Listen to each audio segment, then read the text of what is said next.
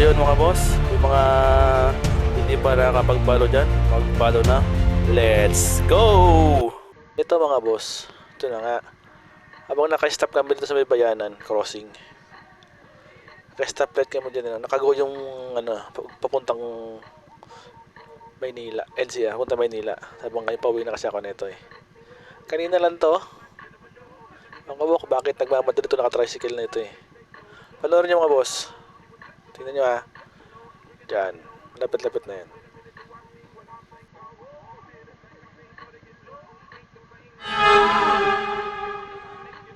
Diba? Yan ang sinasabi ko sa kanila.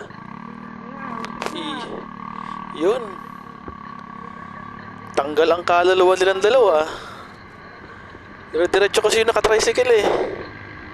Naka-stop light sila eh. Dire-diretso. Buti mo nakasupreno nung naka-e-bike. Naku po, mag-iingat kayo mga boss ha. Mag-iingat kayo. Good luck.